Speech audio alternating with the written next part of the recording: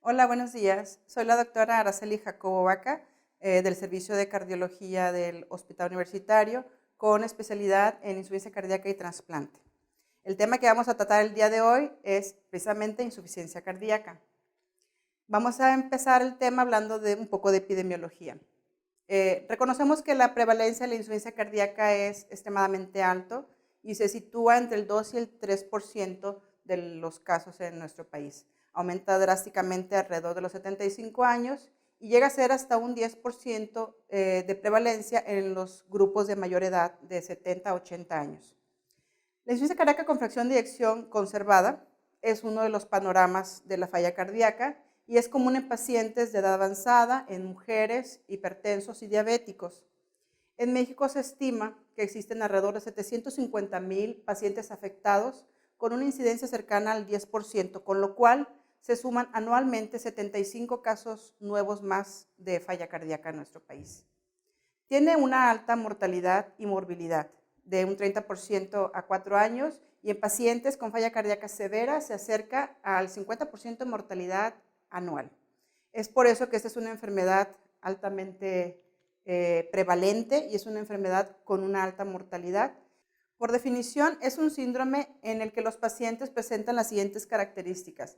Presentan síntomas de insuficiencia cardíaca clásicos como la disnea o fatiga en reposo o durante el ejercicio y algunos signos de retención de líquidos como congestión pulmonar, edema de miembros inferiores y hay una evidencia clara de un daño estructural o funcional en reposo. La insuficiencia cardíaca no debe ser un diagnóstico único porque es un síndrome, entonces se deben de buscar las causas subyacentes. La causa más importante de insuficiencia cardíaca es la cardiopatía isquémica y la cardiopatía hipertensiva. Existen algunos parámetros hemodinámicos, las pruebas de esfuerzo con consumo de oxígeno, la prueba de la caminata de los 3 minutos que mide la capacidad de esfuerzo, que nos ayudan a determinar el pronóstico de esta enfermedad. No tanto la etiología, en algunas ocasiones sí, pero particularmente el pronóstico. Y la insuficiencia cardíaca diastólica generalmente acompaña a la insuficiencia cardíaca con fracción de eyección disminuida. Y la insuficiencia cardíaca diastólica se diagnostica cuando existen los mismos síntomas de falla cardíaca, pero con fracción de eyección preservada en reposo, es decir, 50 a 60% de fracción de eyección.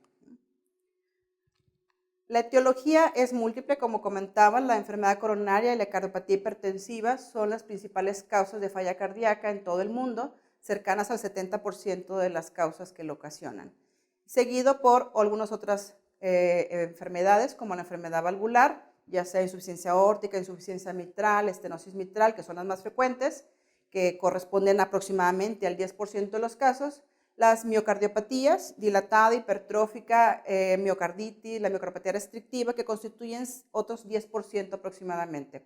Algunos medicamentos también las pueden ocasionar, por ejemplo, las antraciclinas, algunos medicamentos que se utilizan incluso para el tratamiento de algunas cardiopatías, como beta bloqueadores o calcioantagonistas, que están incluso contraindicados en los pacientes que tienen disfunción sistólica severa, porque pueden todavía disminuir más el gasto cardíaco.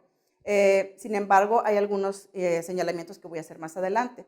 La enfermedad congénita es una de las causas en el adulto que estamos viendo muy frecuentemente, puesto que antes las cardiopatías congénitas se confinaban prácticamente a la infancia y tenían un mal pronóstico. En la actualidad, con los tratamientos más especializados y más oportunos, tenemos pacientes de edad adulta que tienen enfermedad congénita en el adulto. Entonces vemos pacientes con algún problema de disfunción ventricular asociadas a cardiopatías congénitas, ya sea cianógenas o acianógenas. Y algunas arritmias que también se pueden presentar y que causan taquicardiomiopatía y por ende disminución de la fracción de eyección o miocardiopatía. La fisiopatología de la falla cardíaca tiene un punto común muy cercano a todas las cardiopatías.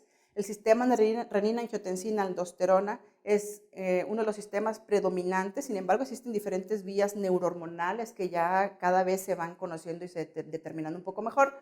Sin embargo, el pilar de la fisiopatología sigue siendo el sistema renina-angiotensina-aldosterona. El angiotensinógeno se transforma en angiotensina 1 y la angiotensina 1 a su vez en angiotensina 2. Cuando se unen los receptores AT1 es cuando se producen los efectos deleterios, vasoconstricción, aumento de las células de crecimiento, proliferación celular, retención de sodio y agua y activación del sistema simpático. La enzima convertidora de la angiotensina es la que se encarga de formar el angiotensinógeno, la angiotensina 1 o angiotensina 2. Y los fragmentos acumulados o inactivos por la vía de la enzima convertidora de la angiotensina son los que producen los efectos deleterios de algunos medicamentos que inhiben esta vía. Como les comentaba, los receptores tipo 1 son, al activarse, los que provocan estos efectos deleterios.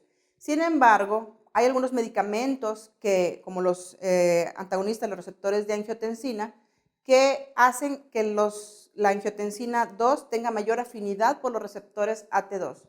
Y entonces se produce vasodilatación, natriuresis, regeneración tisular y antiinflamación incluso. Y hace que los receptores AT1 no sean activados, por ende los efectos deleterios pues sean también menores o en menor activación. Por eso este tipo de medicamentos, este grupo de medicamentos también actúan en esta vía, mejorando también la evolución de las enfermedades en este tipo, así como los inhibidores de la enzima convertidora de angiotensina. En el continuo cardiovascular, de manera clínica, como lo que podemos reconocer es que tenemos pacientes que tienen factores de riesgo. Los factores de riesgo como hipertensión, diabetes, infarto, finalmente se puede desarrollar en algún momento de la evolución de estos factores de riesgo que hacen daño, trombosis coronaria, provocan infarto o el miocardio, arritmias, muerte súbita, se pierde la masa celular muscular del miocardio, se activan los sistemas neurohormonales, lo cual a la vez provocan remodelación, sin embargo, también provocan fibrosis y efectos deleterios a la larga, con la consecuente dilatación ventricular, y esa dilatación ventricular finalmente llega al fracaso de bomba con una insuficiencia cardíaca congestiva que puede tener diferentes rutas de evolución. Desgraciadamente, un gran porcentaje de los pacientes terminan con insuficiencia cardíaca terminal y falla de bomba. Y ese es el continuo cardiovascular que conocemos. El panorama clínico de los pacientes con falla cardíaca puede ser muy variado, como podemos observar aquí. La insuficiencia cardíaca aguda es la más reconocida porque es la que vemos generalmente en los cuadros de urgencias. En las salas de urgencias son pacientes que llegan con un deterioro clínico rápido, tienen síntomas nuevos de insuficiencia cardíaca y síntomas que se asocian incluso a una función cardíaca anormal. Dentro de esta falla cardíaca aguda hay un panorama particular que es la insuficiencia cardíaca aguda hipertensiva en aquellos pacientes que hacen crisis hipertensiva y disfunción ventricular transitoria con edema agudo de pulmón. El edema agudo de pulmón también tiene algunas características particulares como la saturación de oxígeno que disminuye por la congestión de líquidos pulmonares, existe una insuficiencia respiratoria aguda y se pueden auscultar crepitantes en ambas bases. El panorama más drástico de la falla cardíaca aguda es el choque cardiogénico. En el choque cardiogénico existe una evidencia franca de hipoperfusión tisular. Entonces, la presión arterial se encuentra menos de 90 milímetros de mercurio y existe, si no, una caída de la presión arterial media de manera súbita arriba de 30 milímetros de mercurio. El gasto urinario también disminuye a menos de 0.5 mililitros por kilo por hora y la frecuencia cardíaca pues, se encuentra también disminuida o elevada arriba de 120 y hay o no evidencia de congestión pulmonar. No necesariamente hay crepitantes en los pacientes que están en choque cardiogénico. Muchas veces son pacientes que tienen una franca deterioro de su función ventricular, pero principalmente existe evidencia de hipoperfusión tisular. En ocasiones puede estar combinado también con cuadros congestivos. La insuficiencia de gasto cardíaco elevado es otro panorama también de la falla cardíaca, secundaria principalmente a arritmias, a tirotoxicosis, a pacientes con anemia o embarazadas que tienen también anemia o tirotoxicosis. La insuficiencia cardíaca crónica es la más estable de los panoramas clínicos de la falla cardíaca y puede ser que en algunos momentos también tenga algunas descompensaciones como falla cardíaca aguda. Sin embargo, son pacientes que ya son bien reconocidos con el diagnóstico de falla cardíaca de una evolución larga y que en algún momento de su vida tienen algunos cuadros de descompensación y cursan con alguno de los anteriores panoramas clínicos de manera aguda. Es la forma más común, es la que vemos en los consultorios de pacientes que van de manera ambulatoria, que relativamente estables, en algunas ocasiones con algunos cuadros subclínicos por ahí de descompensación, pero que pueden ser fácilmente reconocidos en el consultorio y tratados. La historia clínica y el examen físico son muy importantes para hacer reconocimiento de algunas descompensaciones y tratar oportunamente. La fatiga, la disnea, la congestión de líquidos, la evidencia de un deterioro o de daño estructural a nivel cardíaco en reposo, pues son determinantes de este tipo de diagnóstico, falla cardíaca crónica. Generalmente tienen buena respuesta al tratamiento. La insuficiencia cardíaca también puede ser descrita de múltiples formas. Las que acabo de mencionar son las más frecuentes. Sin embargo, en algunas ocasiones podemos llamarla insuficiencia cardíaca derecha, insuficiencia cardíaca izquierda, insuficiencia cardíaca congestiva, insuficiencia cardíaca leve, moderada, severa. Finalmente, la forma en la cual describimos cualquiera de estas entidades clínicas, estamos hablando de un síndrome clínico y nos referimos tanto a la localización como a los cuadros manifiestos, tanto de congestión de líquidos o de bajo gasto. Esta es una radiografía que nos hace el diagnóstico de edema agudo de pulmón o de un cuadro congestivo severo de falla cardíaca y observamos cómo ambos pulmones tienen una distribución de líquidos importante, ¿verdad? Aquí las líneas de Kerry no se alcanzan a distinguir, puesto que el edema pulmonar abarca prácticamente los 2/3 inferiores de ambos campos pulmonares. Aquí podemos observar que la cardiomegalia no es tan importante, sin embargo hay pacientes que pueden tener una disfunción sistólica severa sin cuadros importantes de cardiomegalia.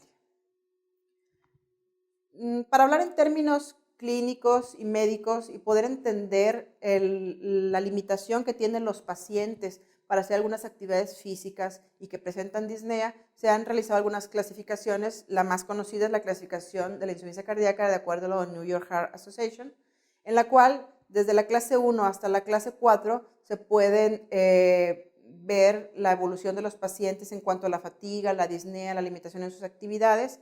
Y hablamos que en la clase 1 son pacientes que no están realmente limitados y que no presentan síntomas en reposo ni al esfuerzo. En la clase 2 existe una limitación leve en las actividades físicas, por lo cual los pacientes empiezan a quejar un poquito de disnea o de fatiga en algunas actividades ordinarias, o incluso pues palpitaciones. En la clase 3, los pacientes tienen ya una marcada limitación de la actividad física. Entonces, ya las actividades rutinarias no solamente están involucradas, sino incluso caminar o recorrer algunas distancias le generan limitación. Sin embargo, aún pueden subir escaleras y eso no les tiene una marcada limitación aún. Y en la clase 4, pues incluso para comer o vestirse, tienen esa incapacidad para hacer actividad física, incluso en reposo. Y ya son pacientes que tienen un mayor deterioro clínico. Existen algunas clasificaciones que son de utilidad para poder hablar de las limitaciones físicas que presenta el paciente, como la clasificación de la New York Heart Association, la cual clasifica en 4 clases. De la clase 1, donde el paciente no tiene limitaciones para hacer sus actividades diarias, incluso puede hacer una vida relativamente normal. En la clase 2, donde el paciente ya tiene algunas limitaciones leves en la actividad física, en actividades ordinarias, pues puede tener un poco de fatiga, sin embargo puede seguir subiendo escalera o haciendo algunas actividades todavía importantes. En la clase 3, el paciente ya tiene una marcada limitación de la actividad física, ya camina y se siente limitado, no puede ya subir escaleras. Y en la clase 4 existe una incapacidad para la actividad física incluso en el reposo. El paciente para vestirse, para comer, para ducharse, ya tiene una limitación y estamos hablando que son pacientes que están en clase 4. Y es la forma en la cual en nuestra información podemos nosotros hablar de qué estadio se encuentra el paciente para darnos una idea de qué tan limitado se encuentra en sus actividades. La clasificación de Philip-Kimball es una clasificación también que habla de disfunción ventricular izquierda principalmente en pacientes que han tenido un infarto agudo del miocardio y también se estratifica de clase 1 a la clase 4. En la clase 1, los pacientes que han tenido un infarto son infartos no complicados, son infartos que no tienen realmente una disfunción ventricular y que su mortalidad pues, es cercana al 6%. En la clase 2 ya hablamos de una insuficiencia cardíaca moderada. El paciente ha tenido un infarto y además cursa con datos de disfunción ventricular, galope ventricular, algunos estertores crepitantes en los pulmones y la mortalidad es cercana al 17%. En la clase 3 el paciente ya se encuentra más inestable, es un paciente que tiene insuficiencia cardíaca grave, que tiene edema agudo de pulmón, ya los crepitantes abarcan ambos campos pulmonares y hablamos de que en este sitio, en este momento, ya el paciente tiene una disfunción ventricular severa y se acerca a la mortalidad hasta el 38% y aumenta drásticamente. Y en la clase 4 ya estamos hablando de pacientes en choque cardiogénico con una mortalidad del 81%. Son pacientes que han tenido un infarto particularmente extenso y que ese infarto ha deteriorado la función ventricular de una manera muy importante, de modo que lo lleva a un estado de choque. La clasificación de Forrester es una clasificación hemodinámica en la cual se requiere la colocación de un catéter de Swan-Ganz en la arteria pulmonar. Y ese catéter de flotación es la que nos va a dar algunas medidas como el índice cardíaco, el gasto cardíaco, y que podemos estratificar a los pacientes en estos estadios, en clase 1, 2, 3 y 4. Cuando hablamos de la clase 1 son pacientes que no tienen congestión pulmonar ni datos de hipoperfusión, por lo cual sus parámetros hemodinámicos están aceptables. En la clase 2 ya hablamos de algo de congestión pulmonar y que se benefician del uso de diuréticos y vasodilatadores. Son pacientes que tienen un índice cardíaco todavía conservado, sin embargo la presión en cuña pulmonar ya está algo elevada. En la clase 3 ya hay datos de hipoperfusión periférica. En estos casos la hipovolemia es una de las causas más importantes y son pacientes que los parámetros hemodinámicos pues están aceptables, sin embargo el índice cardíaco está disminuido por la falta de volemia. Y en la clase 4 hablamos de pacientes que están en una congestión pulmonar franca e hipoperfusión o en estado de choque cardiogénico. En estos pacientes el índice cardíaco y el gasto cardíaco están severamente disminuidos y la presión en cuña pulmonar pues también severamente aumentada, arriba de 18. El cateterismo cardíaco derecho se hace con el catéter de flotación, que es el catéter de Swan-Ganz, y la punta del catéter, que es la que tiene el globo que se insufla para medir la cuña pulmonar, debe estar precisamente acuñado en una arteria pulmonar distal. Cuando no tenemos la oportunidad de tener parámetros hemodinámicos invasivos, tenemos la opción de hacer una estratificación también del perfil hemodinámico de nuestros pacientes de manera clínica. Entonces podemos determinar que si nuestros pacientes tienen problemas de perfusión o problemas de congestión pulmonar. Entonces, existen estos 4 parámetros hemodinámicos y se califican como caliente y seco, caliente y húmedo, frío y seco, frío y húmedo. Y estamos hablando de que un paciente húmedo es aquel paciente que tiene datos de congestión de líquidos y un paciente frío es aquel paciente que tiene datos de hiperfusión tisular. Entonces tiene severamente disminuido el gasto cardíaco. Seguramente aumentó en lactato y algunos otros parámetros que nos hablan de hipoperfusión tisular también. Pero estos perfiles hemodinámicos son perfiles no invasivos que al momento de revisar al paciente y explorarlo, los podemos determinar como hipoperfundidos o congestivos. Los diagnósticos por imagen son sumamente importantes, puesto que después de haber hecho una revisión clínica y exploración del paciente, pues tenemos que apoyarnos en algunos estudios de gabinete y laboratorio. El diagnóstico por imagen por excelencia es el ecocardiograma. El ecocardiograma nos puede dar diferentes parámetros para medir la función ventricular, la función del ventrículo izquierdo, del ventrículo derecho, la dilatación del mismo, problemas valvulares o si hay defectos en la contractilidad miocárdica, problemas de isquemia. Finalmente, un paciente que observamos que tiene dilatación ventricular con fracción de eyección de menos del 40%, ya estamos hablando que es un paciente con un deterioro importante de la función ventricular. Y tenemos que sospechar que los síntomas por los cuales llega a consultar generalmente disnea, pues son ocasionados por este problema. Existen algunos otros parámetros que no son ecocardiográficos, pero que son invasivos, como colocar también un catéter pigtail en el ventrículo izquierdo y hacer una ventriculografía por medio de contraste. Este tipo de procedimiento generalmente lo hacemos en aquellos pacientes que ya pasan a la sala de hemodinamia porque han tenido un infarto del miocardio y queremos ver la anatomía coronaria. El cuadro clínico puede ser muy variado. Los pacientes que tienen insuficiencia cardíaca, generalmente la etiología de base puede ser hipertensiva o isquémica, pero existen una gran cantidad de miocardiopatías que lo pueden ocasionar y entonces, dependiendo de los síntomas cardinales con los cuales cursa el paciente, pues podemos sospechar. Por ejemplo, dolor precordial, pues sospechamos de una etiología isquémica. La disnea próxica nocturna y la ortopnea pues son síntomas más clásicos de falla cardíaca.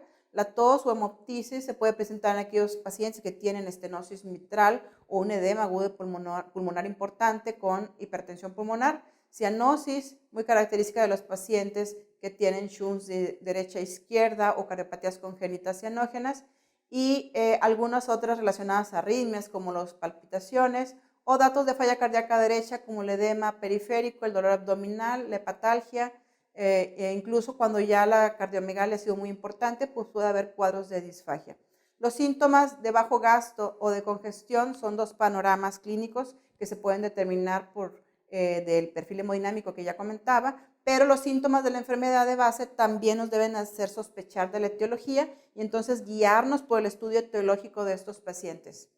Los criterios de Framingham son criterios clásicos de la falla cardíaca, los criterios mayores y los criterios menores, que son menos específicos. Cuando tenemos dos criterios mayores o un criterio mayor y dos menores, entonces hablamos de que la sospecha de falla cardíaca es muy importante. El diagnóstico también por laboratorio nos puede hacer sospechar de la falla cardíaca. Esos son algunos de los exámenes que solicitamos en el estudio inicial de estos pacientes. Particularmente, pacientes que cursan con anemia pueden tener peor pronóstico en los pacientes con falla cardíaca y debemos tratarla. Las pruebas de función hepática pueden estar alteradas, sobre todo en aquellos pacientes que ya tienen cuadros congestivos hepáticos. La depresión del potasio o la hiponatremia, que es la disminución en el sodio, pues también nos puede hablar de trastornos electrolíticos secundarios a los diuréticos que estamos utilizando en estos pacientes o de una afección importante del sistema neurohormonal, que ya hace que los pacientes que tengan falla cardíaca avanzada cursen con deficiencias en los niveles de sodio sérico. La química sanguínea nos habla prácticamente de pacientes que tienen como factores de riesgo diabetes o que cursan con problemas ya de elevación de la urea o de la creatinina, hablando del síndrome cardiorrenal, que es un síndrome que se asocia a falla cardíaca y que habla también de hipoperfusión renal, es una insuficiencia renal prerrenal. El perfil de tiroides como otra causa de insuficiencia cardíaca o en algunos medicamentos que utilizamos para las arritmias como la amiodarona, que es uno de los pocos antiarrítmicos que se pueden utilizar en la falla cardíaca. El examen general de orina, que nos habla del daño renal avanzado en estos pacientes, y algunos otros parámetros inflamatorios que también nos pueden dar un pronóstico, como la troponina, la proteína C reactiva, la velocidad de sedimentación globular y antistreptolicinas, que nos hablan también de algunas etiologías de la insuficiencia cardíaca. Particularmente los péptidos natriuréticos como el BNP y el NT-proBNP tienen un valor predictivo negativo muy alto, arriba del 90%, y estos pacientes que cursan por primera vez con cuadros de disnea, que no se tiene una causa conocida de falla cardíaca y que van a la sala de urgencias, tiene particular importancia. Aquellos pacientes que tienen un BNP arriba de 100, un NT-proBNP arriba de 300, son pacientes que posiblemente tengan relación con la falla cardíaca. Pero si estos péptidos se encuentran menos de esos niveles, la posibilidad de que el paciente tenga enfermedad cardíaca por falla cardíaca es muy poca. Entonces son pacientes que prácticamente se excluyen como diagnóstico de falla cardíaca y se les tienen que buscar otras etiologías de la disnea. Entonces su valor predictivo negativo es sumamente alto. También en la actualidad se utilizan los péptidos natriuréticos para guiar algunos tratamientos o para el paciente que ingresa a la hospitalización y que cursa con niveles altos de péptidos natriuréticos, que ya tenemos el diagnóstico de insuficiencia cardíaca y que es tratada en el transcurso de los siguientes días y que a su alta disminuye, tienen pocas posibilidades de regresar por el mismo diagnóstico. Comparado con aquellos pacientes donde los péptidos natriuréticos continúan persistentemente altos, la posibilidad de que a los 30 días vuelvan a reingresar es extremadamente alta. Las arritmias cardíacas también acompañan a los cuadros de falla cardíaca. La taquicardia ventricular es una de las arritmias más temidas y hay algunos dispositivos que se tienen que utilizar para prevenir la muerte súbita en estos pacientes por taquicardia ventricular. Los pacientes, sin embargo, pueden tener algunos otros tipos de arritmias como bigeminismo ventricular o arritmias auriculares como la fibrilación auricular o el flóter auricular, o pueden cursar con algunos trastornos eléctricos como el bloqueo de rama izquierda. Tenemos que tener conciencia de todos estos diagnósticos electrocardiográficos porque algunos pacientes pueden beneficiar de algunas terapéuticas más avanzadas en los hospitales de tercer nivel, en las clínicas de falla cardíaca, sobre todo en las terapias de resincronización cardíaca o con dispositivos de desfibriladores automáticos implantables, así como el tratamiento farmacológico de las arritmias con amiodarona o algunos otros antiarrítmicos que se pueden utilizar en algunos pacientes con falla cardíaca. En la evaluación de nuestros pacientes, por eso mismo, para determinar exactamente si están o no asociados a algunas arritmias, solicitamos los estudios de Holter, que son electrocardiogramas de 24 horas. El paciente se lleva su electrocardiograma 24 horas a casa y cuando lo regresa, pues podemos determinar las arritmias que ha presentado en todo un día. Las pruebas de esfuerzo clásicamente se utilizan para los pacientes que tienen cardiopatía isquémica y determinar la etiología de la falla cardíaca, si es isquémica o no. Sin embargo, en algunos pacientes también lo utilizamos para medir el consumo de oxígeno y para saber la capacidad física del paciente y estratificarlos en clases funcionales que ya habíamos comentado. Uno que no está muy limitado, en la clase funcional 4 hoy en día tiene muchas limitaciones, entonces en la prueba de ejercicio podemos observar qué tan limitado está el paciente. Y también aparecen algunas arritmias en el ejercicio, entonces la prueba de esfuerzo también es muy útil para la estratificación de riesgo de nuestros pacientes.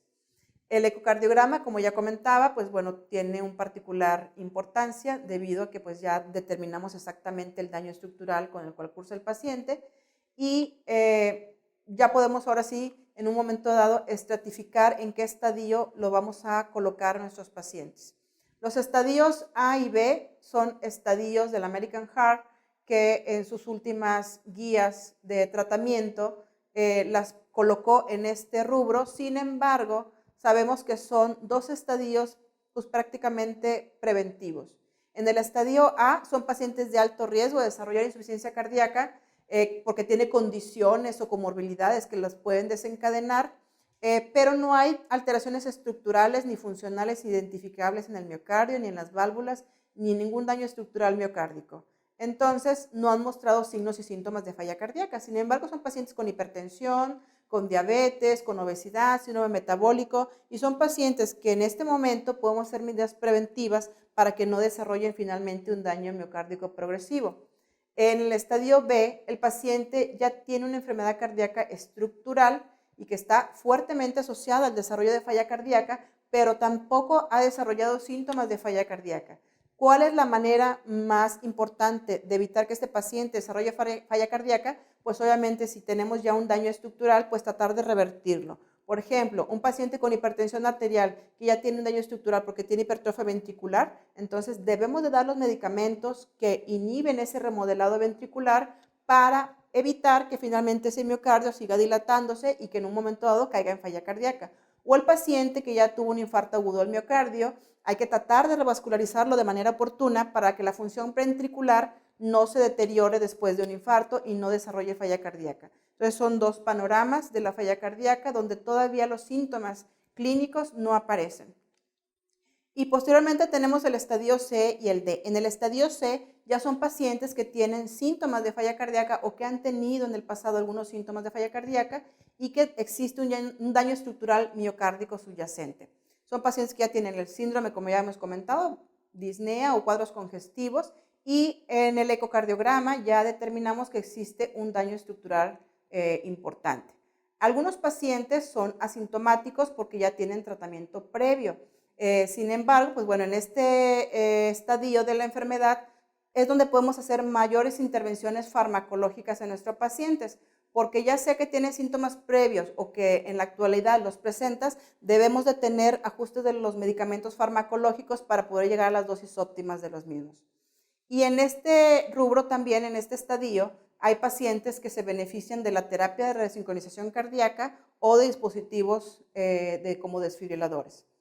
Cuando el paciente ya lleva un tratamiento optimizado y aún así presenta, además del daño estructural avanzado, síntomas marcados de falla cardíaca a pesar del tratamiento médico máximo y que incluso requieren algunas intervenciones especializadas, pues ya estamos hablando que son pacientes que están en el estadio D. Esas intervenciones especializadas son frecuentemente pacientes que requieren inotrópicos, por lo cual tienen que estarse reinternando consecutivamente múltiples veces y que terminan en un trasplante cardíaco o que terminan con cuidados paliativos o que son pacientes que se pueden beneficiar de un dispositivo de asistencia ventricular o que terminan también con un dispositivo de asistencia ventricular, finalmente como un puente al trasplante.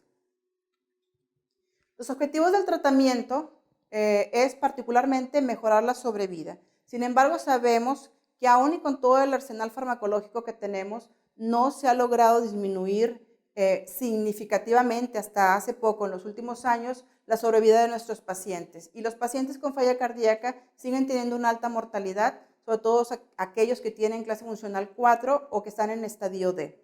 Entonces, los tratamientos farmacológicos que debemos de seguir, particularmente en ellos, es enfocados a mejorar la supervivencia, disminuir la morbilidad mejorar la capacidad de ejercicio y mejorar la calidad de vida que muchos de ellos ya no tienen porque ya sus capacidades están muy limitadas para hacer esfuerzos.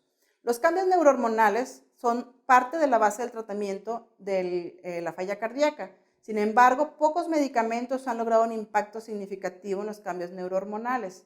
La progresión de la falla cardíaca y los síntomas son objetivos de tratamiento también secundarios.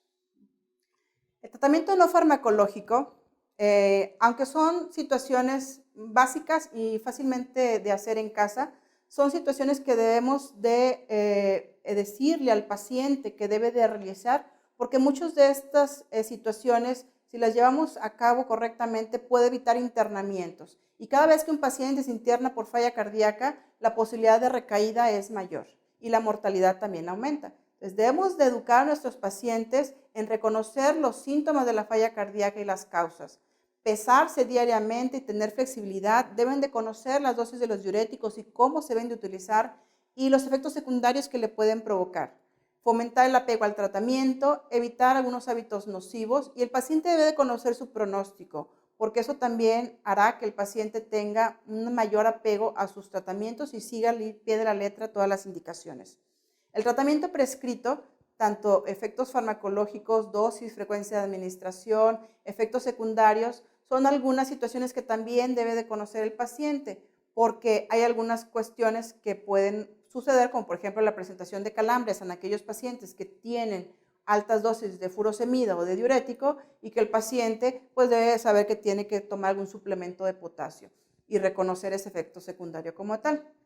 Y hacer omisión de algunas dosis puede hacer que el paciente se descompense, entonces el paciente tiene que también aprender cómo debe de suplir esa omisión cuando ocurre, tratando de evitar obviamente de que ocurra lo menos posible.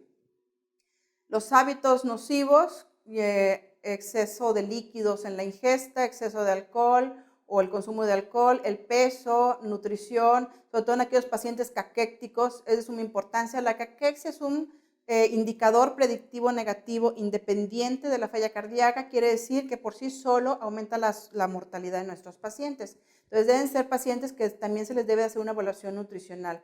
Es hacerles hincapié en el control en la ingesta de líquidos y en la ingesta de sodio, porque son lo que generalmente lo va a hacer ganar peso y ganar congestión de líquidos corporales.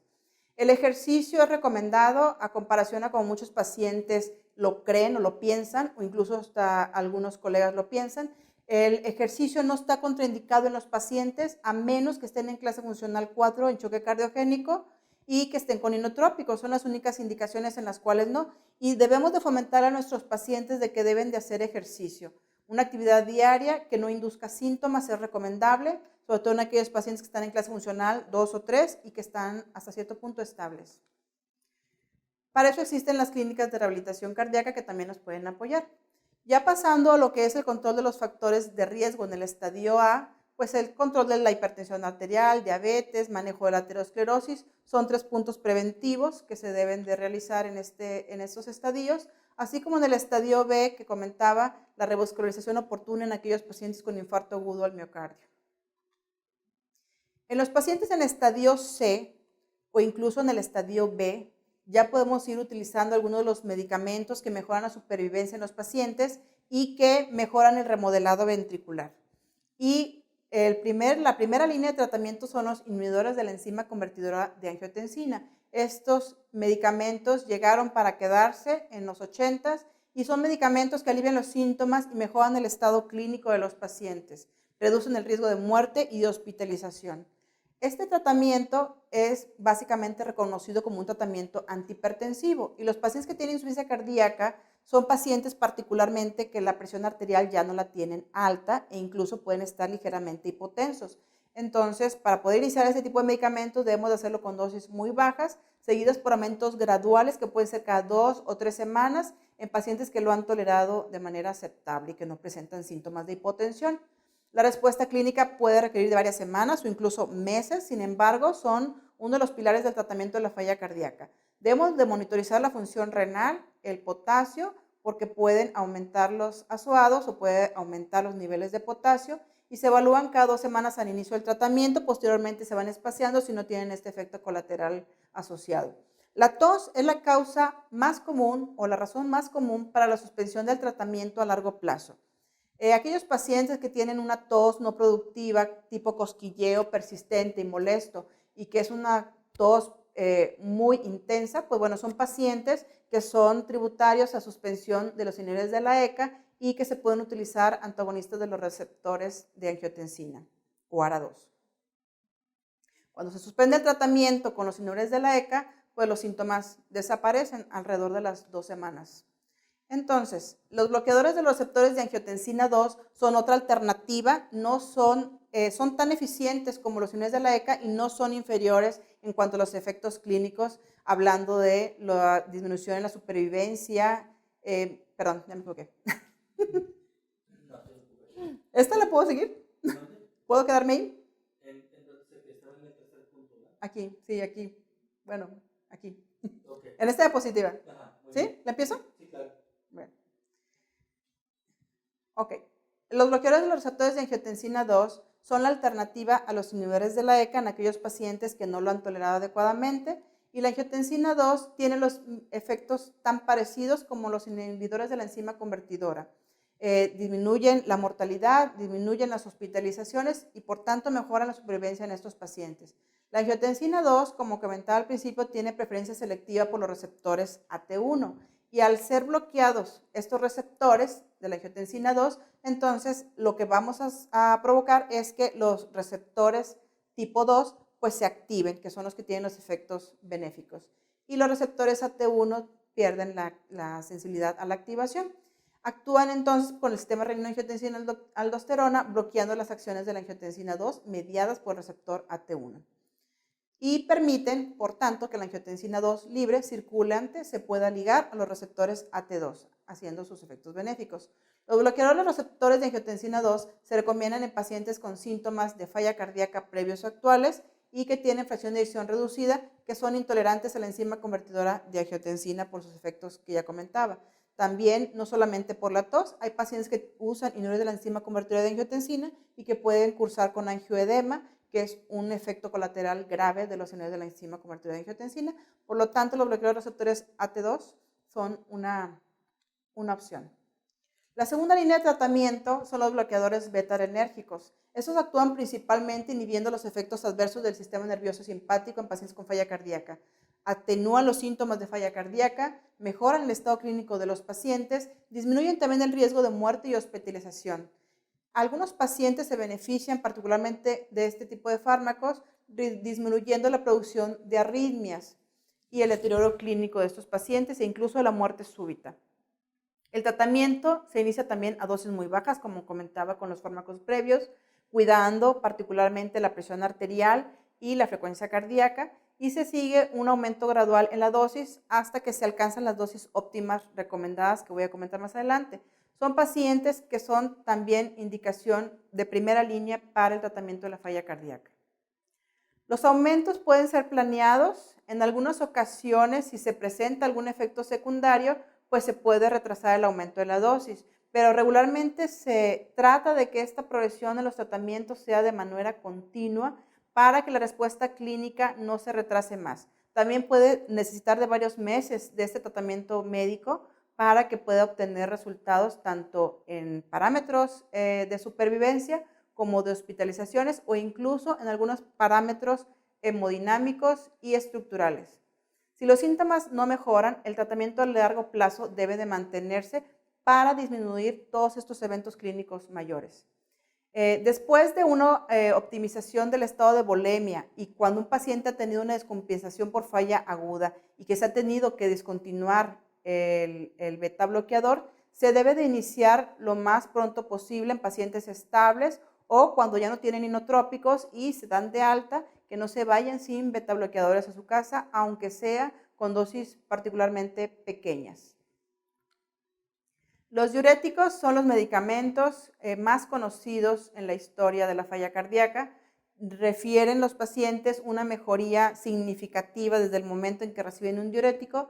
Desafortunadamente, no se ha visto que este tipo de fármacos cambie la evolución de la enfermedad o el pronóstico. Sin embargo, son de los medicamentos que la congestión pulmonar, la congestión de líquidos periférica y todos esos síntomas por congestión hídrica, pues se mejoran significativamente en las siguientes horas. Y la tolerancia al ejercicio, por lo tanto, pues mejora también significativamente. Los diuréticos producen entonces un beneficio sintomático más rápido que ningún otro fármaco en la falla cardíaca y son medicamentos también muy utilizados en las salas de urgencias.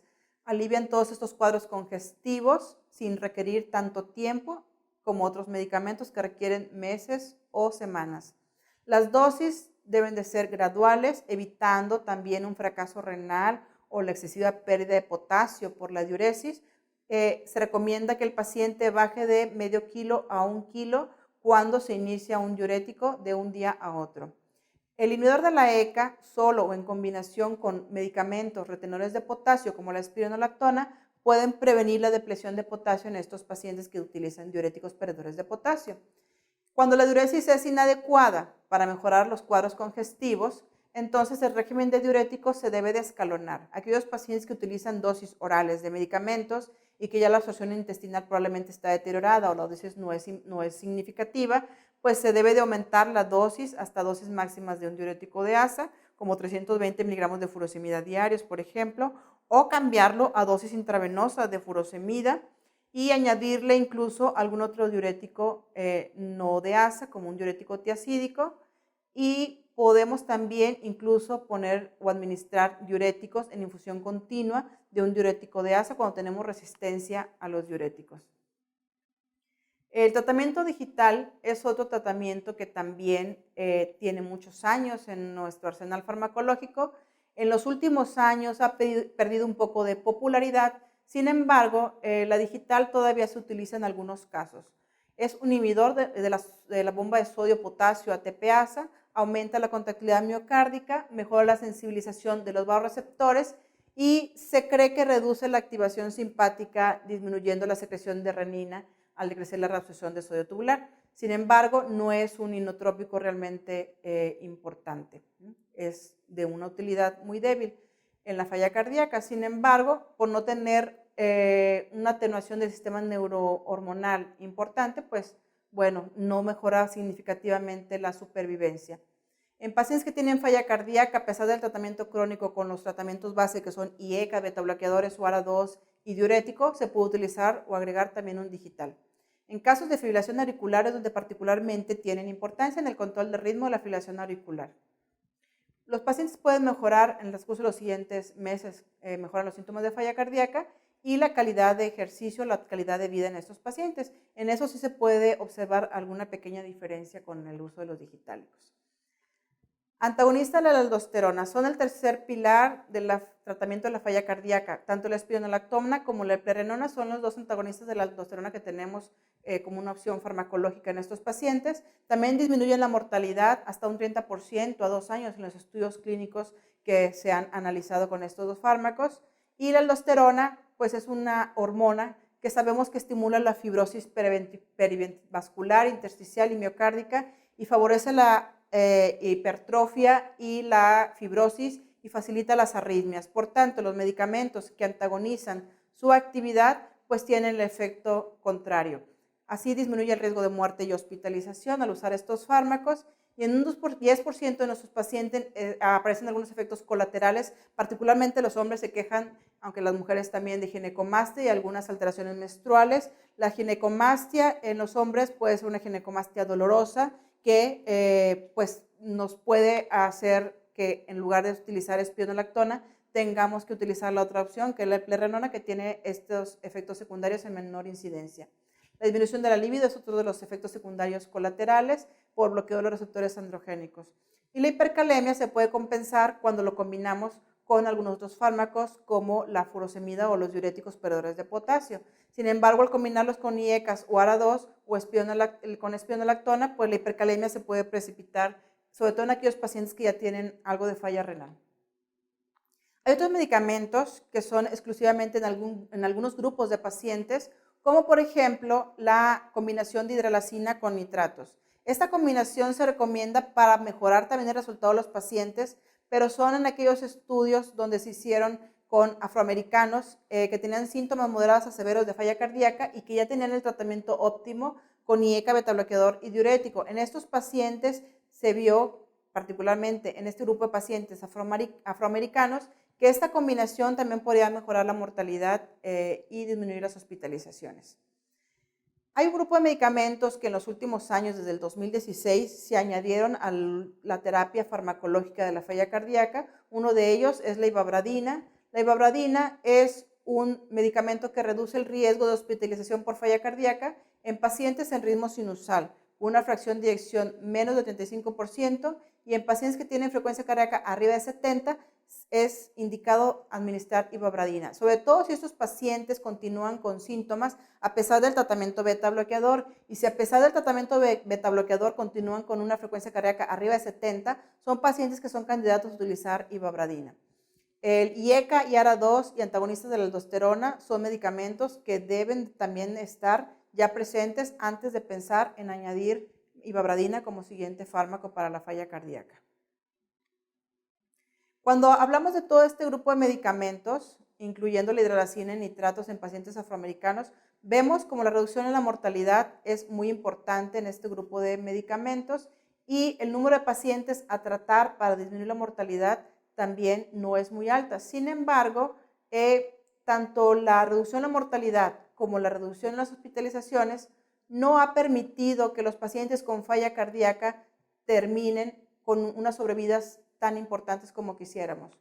Hace algunos años, desde el 2016, cuando se hizo el estudio Paradigm, se agregó un fármaco nuevo a la estrategia del tratamiento de la falla cardíaca, que son los inhibidores de la renina con medicamentos como antagonistas de los receptores de angiotensina. Y esa combinación llamada ARNI es una combinación nueva que también está calificada con un nivel de evidencia 1 y que ha agregado mejoría en la supervivencia y en las hospitalizaciones en nuestros pacientes.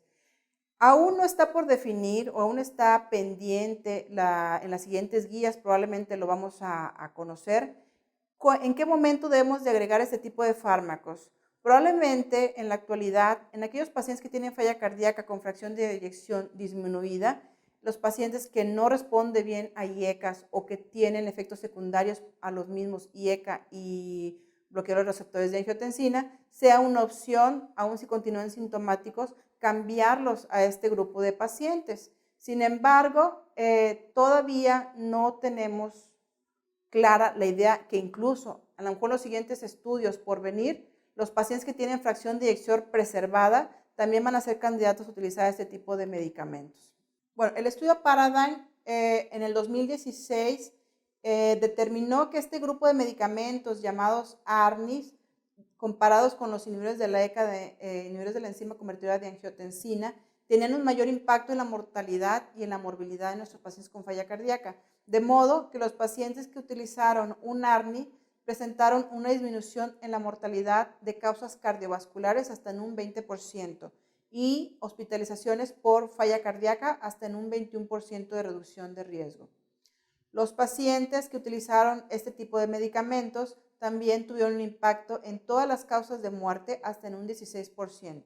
Es por eso que en el 2016, tanto las guías europeas como las guías americanas de cardiología en insuficiencia cardíaca crónica agregaron este grupo de medicamentos al arsenal terapéutico. De modo que este es un algoritmo que a mí me gusta particularmente mucho, porque aquí es donde se estratifica los niveles de tratamiento los cuales podemos ir incluyendo en nuestro grupo de pacientes. Aquellos pacientes que tienen falla cardíaca con fracción de eyección reducida y que están sintomáticos, de primera línea son candidatos a utilizar un tratamiento con IECA y beta bloqueador y aumentar las dosis máximas basadas en la evidencia clínica hasta las dosis máximas toleradas u óptimas. Posteriormente, si el paciente continúa asintomático y la fracción de eyección no se ha modificado, son pacientes a los cuales debemos de añadir un antagonista de los receptores de aldosterona hasta que toleren las dosis máximas, también basados en la evidencia clínica. Si el paciente continúa asintomático y con fracción de eyección reducida, tenemos estas tres opciones. Tolera un IECA o un ARA2, y si no lo tolera, entonces sustituirlo por un INRI o INRA, inhibidor de la renina y angiotensina, o un medicamento llamado ivabradina, que ya comentaba, que son pacientes que tienen frecuencia cardíaca arriba de 70, que no toleran beta bloqueadores, o que pueden ser considerados estos pacientes para terapia de resincronización cardíaca, porque se encuentran en ritmo sinusal con QRS ensanchados arriba de 130 milisegundos y fracción de eyección menos de 35%, pueden ser candidatos a un desfibrilador o a una terapia de resincronización cardíaca, que generalmente ya tienen un desfibrilador como tratamiento agregado. Esos tratamientos pueden combinarse uno tras otro y en un momento dado, si los síntomas aún continúan persistentes, debemos de considerar ahora sí a la digoxina, que hasta este momento la dejaron los europeos hasta este nivel, o en pacientes afroamericanos que les podemos agregar hidralazina y nitratos. Podemos considerar la colocación de un dispositivo de asistencia ventricular o en aquellos pacientes que son posibles candidatos a trasplante cardíaco. Ese es el arsenal terapéutico con el cual contamos para el tratamiento de la falla cardíaca, comenzando con los inhibidores de la ECA, como el captopril, enalapril, lisinopril, ramipril, incluso tandolapril, los bloqueadores beta, como bisoprolol, carvedilol, succinato de metoprolol, recordando que el succinato de metoprolol es de liberación prolongada y que no equivale al uso de tartrato de metoprolol, que no tiene suficiente evidencia clínica, el nebivolol, que se utiliza principalmente en pacientes arriba de 70 años, los ARA2, como el candesartán, valsartán y losartán, que son los fármacos que tienen mayor impacto y evidencia clínica en falla cardíaca, comenzando con el estudio de Charles en el estudio de candesartán o Valef en el estudio de valsartán. Los antagonistas, los receptores de mineralocorticoides, los dos únicos con los que contamos, el pirrenona y espironolactona. Ya dependiendo de cada caso, será la necesidad de cada fármaco. Y los inhibidores de la renina y angiotensina, como el sacubitril, valsartán, llamados farmacológicamente como esta sal, clínicamente en el mercado como Entresto. Los bloqueadores del canal IF, que es la ivabradina y que actúa solamente en pacientes en ritmo sinusal, indicado en aquellos pacientes intolerantes a beta bloqueadores con frecuencias cardíacas arriba de 70. Como vemos, pareciera que son muchos los fármacos, sin embargo, se agregan en pequeños grupos, particularmente la preferencia puede ser dependiendo incluso de la etnia, como la hidralazina y los nitratos, o incluyendo aquellos pacientes de acuerdo a la edad, como por ejemplo el uso de nebivolol en pacientes arriba de 70 años. En la falla cardíaca aguda es un contexto totalmente diferente. Si bien comentaba que la falla cardíaca crónica puede cursar con descompensaciones, los pacientes que llegan a un estadio final de la falla cardíaca o que debutan con falla cardíaca aguda son pacientes en un estado sumamente grave que pueden ser tributarios del uso de algunos medicamentos intravenosos hospitalarios como vasodilatadores o inotrópicos. Los vasodilatadores más conocidos como nitroglicerina, nitroprusiato y neseritide son medicamentos que mejoran la perfusión tisolar, disminuyen la presión pulmonar y mejoran el estado clínico del paciente, sobre todo cuando cursan con cardiopatía isquémica o cardiopatía hipertensiva o edema agudo de pulmón. Los pacientes que requieren inotrópicos son aquellos pacientes que tienen un bajo gasto cardíaco y que cursan con síndrome de bajo gasto, aumento de lactato, datos de hipoperfusión tisular o que están en estado de choque. La dopamina, dobutamina, adrenalina y noradrenalina son algunos de los medicamentos de primera línea. Aumenta la fuerza contráctil del corazón y el gasto cardíaco y también producen algunos efectos como vasodilatadores renales y mesentéricos. Y son dosis dependientes. Sin embargo, son este grupo de medicamentos inotrópicos, medicamentos que aumentan la frecuencia cardíaca y aumentan el consumo de oxígeno. Entonces también pueden ser productores de arritmias y de que el consumo de oxígeno aumentado produzca a la larga algunos efectos secundarios por el uso continuado de ellos. Hay algunos otros medicamentos inotrópicos que no actúan a nivel del sistema simpático, como la milrinona o el levosimendan. La milrinona es un inhibidor de la fosfodiesterasa 3 y aumenta las concentraciones de AMP cíclico en el músculo liso y en el miocardio. De este modo aumenta la contractilidad miocárdica y también produce vasodilatación sistémica, incluso pulmonar. Se puede utilizar en algunos pacientes que están recién salidos de quirófano, en pacientes que van a entrar a alguna revascularización coronaria para mejorar su estado hemodinámico o en pacientes en estado de choque. El levosimendan es un fármaco también inotrópico que sensibiliza la célula miocárdica a la acción del calcio. De ese modo aumenta el volumen latido y el gasto cardíaco. Mejora la performance ventricular sin aumentar la carga diastólica de calcio. Y eso es muy importante porque estos pacientes no aumentan el consumo de oxígeno cuando utilizan levosimendan.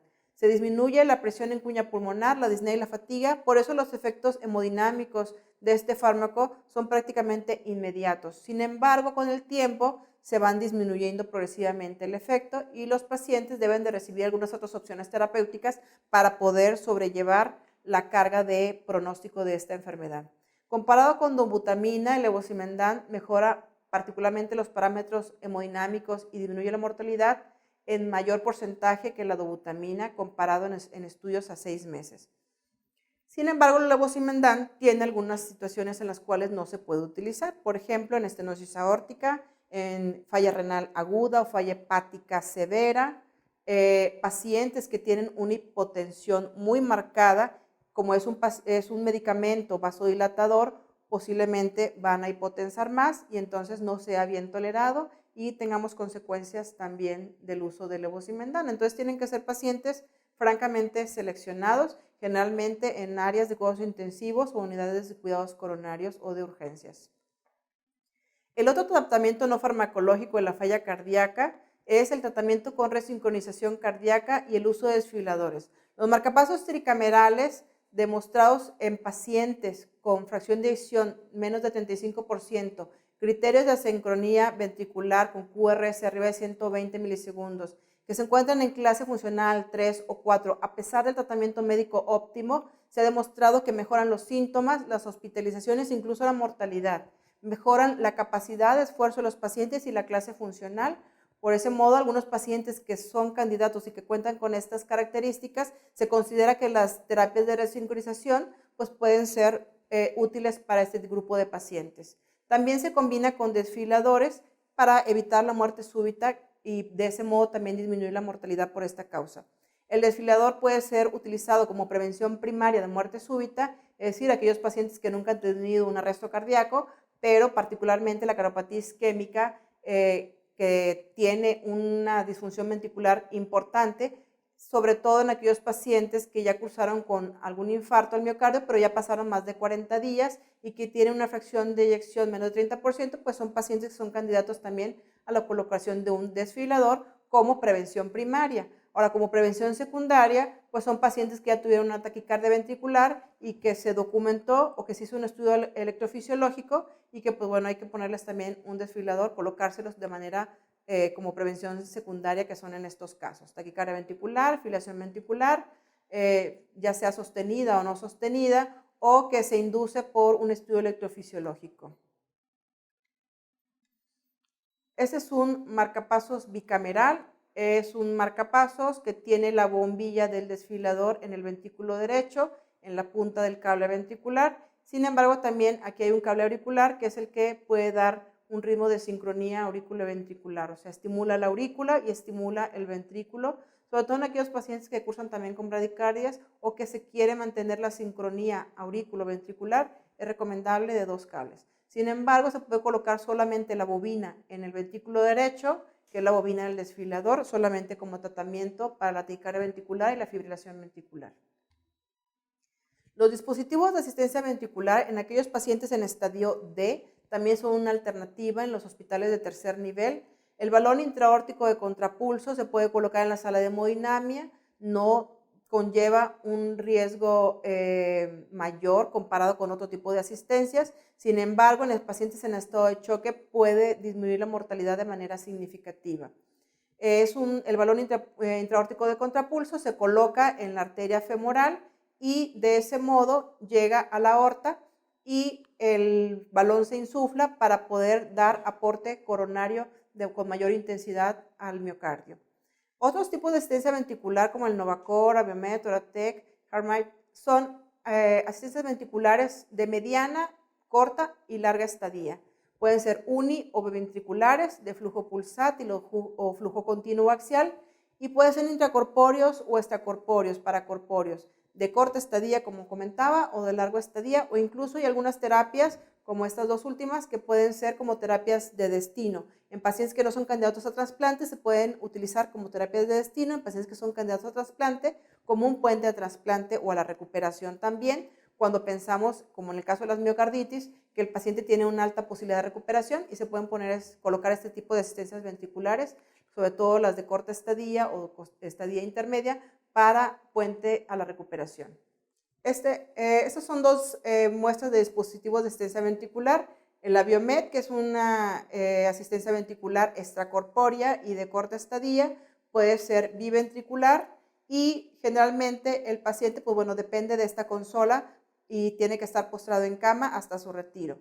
Y existen los otros tipos de asistencia ventriculares que son también con una pila externa, pero que las bobinas pulsátiles o continuas pueden estar intracorpóreas y también pueden ser uni o biventriculares, y con este tipo de asistencias ventriculares el paciente se puede ir a casa o deambular y son de larga estadía.